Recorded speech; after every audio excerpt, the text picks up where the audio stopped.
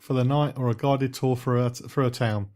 It's free to join, and there are forums on the website where members can swap tips and news. International Home Exchange Network, and this is for a fee. You list your home, but you do not have any extra fees when you exchange. Intervac, which started in the early 1950s by a group of teachers based in Europe, currently offers its services around the world and facilitates home exchanges for 30,000 families in over 50 countries. There is a membership fee, but you can try it out for 14 days for free. Mind My House provides an online matching service to bring homeowners and house sitters together for the free exchange of goods, which could be accommodation, for services, house and pet sitting, and there is a membership fee. Seniors Home Exchange, believe it or not, is for people if you're a senior citizen. There is a membership fee, and it is an American website. Singles Home Exchange, use anybody, including students, seniors, families, couples or singles, who are looking for decent accommodations away from home. Stay for Free offers various levels of membership, and it does start with free membership, so you can try it out and see how you go. Trippin, which is a global community of travellers who believe in making the world a better place through cultural exchange, and covers over 175 countries. And finally, a little bit different, but I wanted to add this website anyway, Unusual Hotels of the World. If you want to stay underground, inside an igloo, up a tree or even underwater, this website gives you the chance to book rooms at unusual and unique properties. If you've used a home exchange system, how did you get on? Did you have any problems? Did you think it was great? Would you ever do it again? Please do share your house swapping experience at facebook.com/John Guinn Travel Show. You can follow me on Twitter at holiday_hut. Of course, you don't have to house swap or couch surf to save money on a holiday, because sometimes food and accommodation can be provided for free, but you do have to work for it.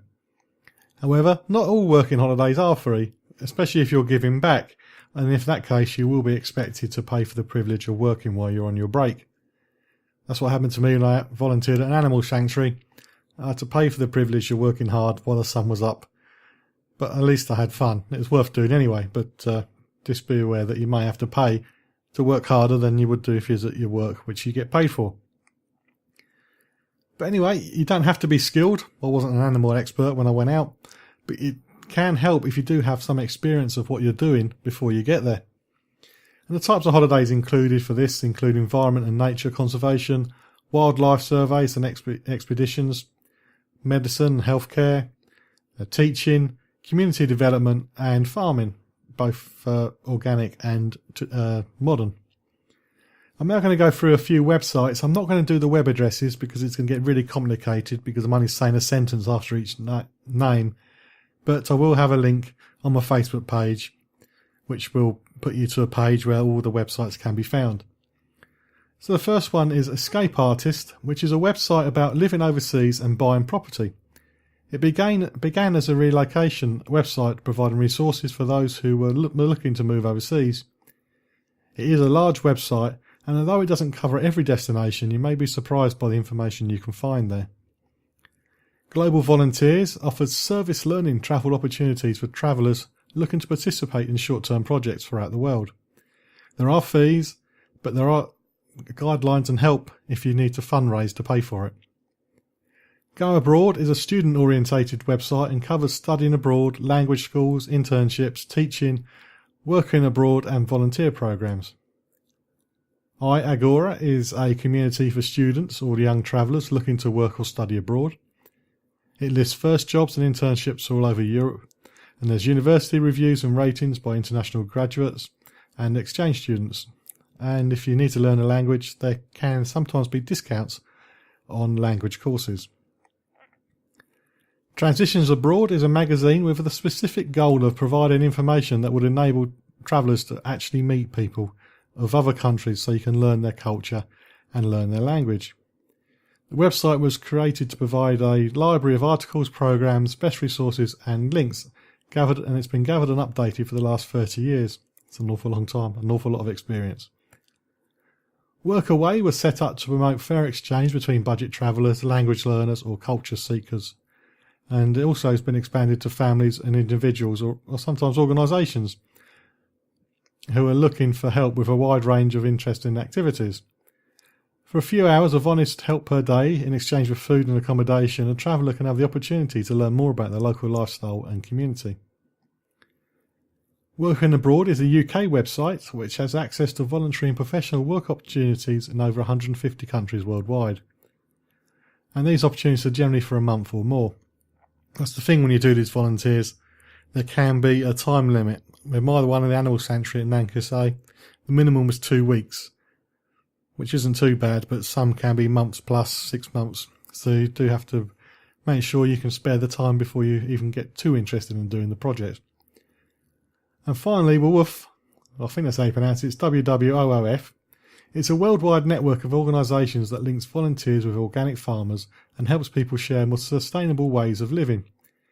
In return for volunteer help even, the hosts offer food, accommodation and the opportunities to learn about organic lifestyles. And I think that one will be hard work, so you probably need a holiday when you come back. If there's anything that I've missed off which you've used for your own working holiday, please do share your tips and the web addresses on the Facebook page. You can keep up to date with travel news and leave me a message at facebook.com/John Guinn Travel Show. I'm going to talk about cruises now, and I have to admit right at the very beginning, my worst ever travel experience was on a cruise ship. It was a freebie, it was only for one night, but it was the longest one night I've ever had. No, I wasn't seasick. It's just the layout and the service and the food just didn't agree with me. I was asked to write a review about it because I was there as an award prize winner, and they wouldn't publish the blog because it's too negative. They asked me to write something positive, and I really couldn't for two reasons. One, not much in the way of positivity happened, other than I met some great fellow travel agents.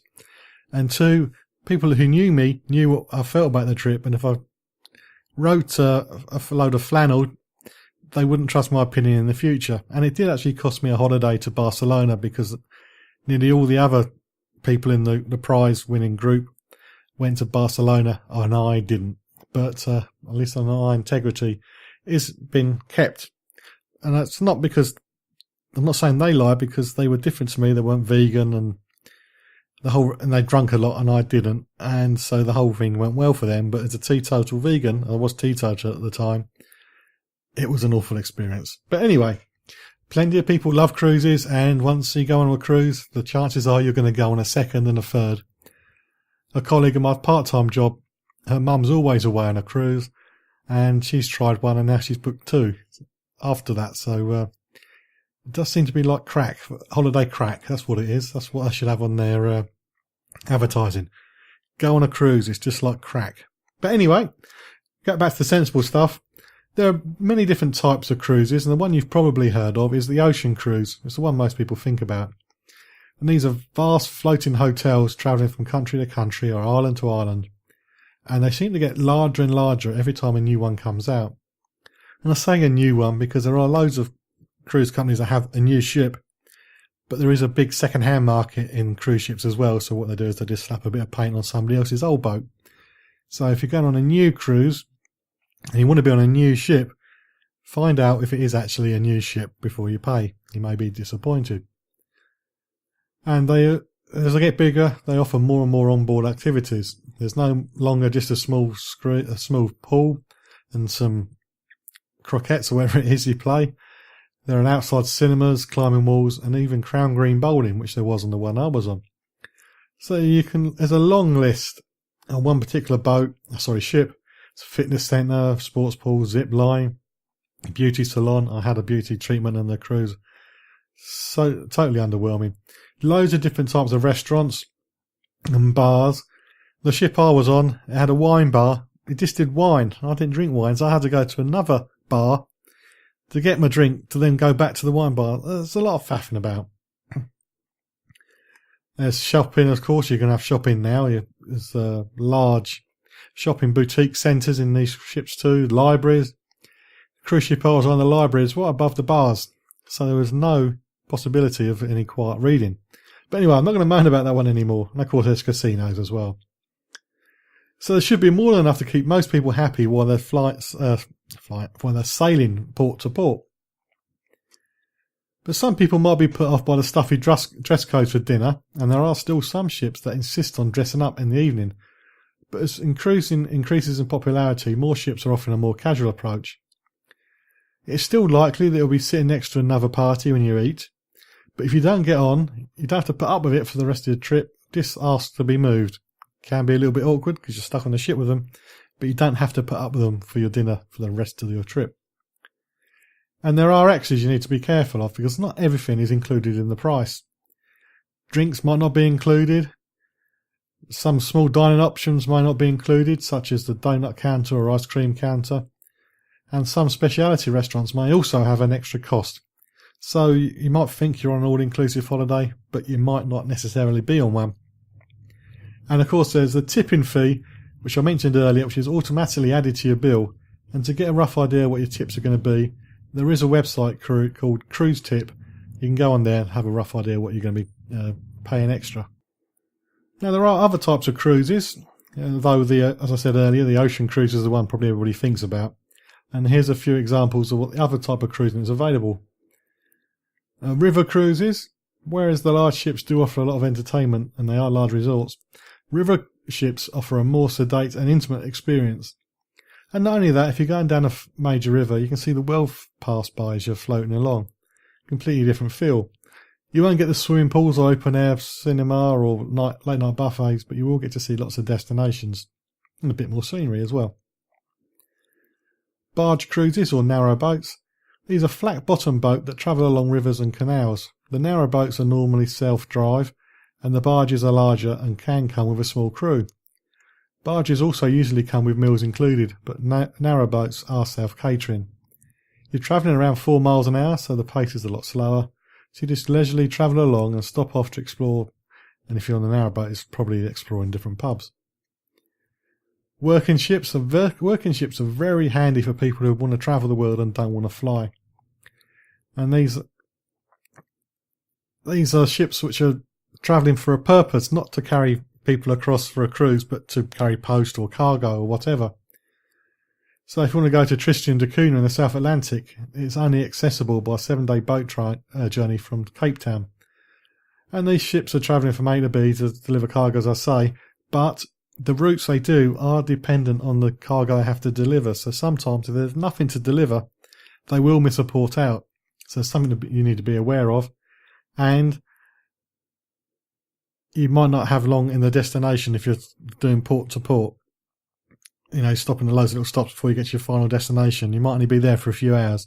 So there may not be any time to explore. And you may arrive at night and then leave at night. But if you just want to get to Australia without flying, then a working ship is the way to go. There's sailing cruises. And the large ships have massive motors, but these ones have wind power, but they do have backup engines, so you're not going to get stranded. But it can be a nice quiet way, well, just the wind in the sails, the old-fashioned romantic way of travelling on a cruise. They're not huge, there's no ice rinks and there's no climbing walls or whatever, but you will get great service and they are of varying sizes of ships. Now, speciality cruises can be an ideal way to learn more about your hobby, pastime, or a particular subject. That's where there's a speaker or a range of speakers who talk to you about a subject such as cooking, sports or painting. Now, say speciality cruises, a travel agent coach I know, he doesn't hire the whole ship, but he hires a room to do presentations and you travel as a normal passenger. But while you're on board, instead of doing the ice rink or whatever, you're in a room and you're being instructed on something. But it is a good way of learning things and meeting people.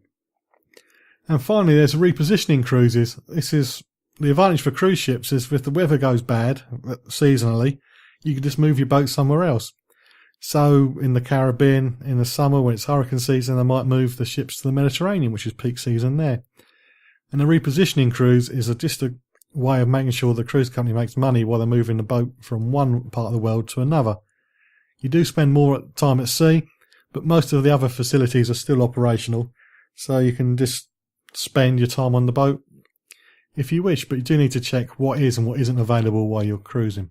Checking it out before you check in on the John Guinn Travel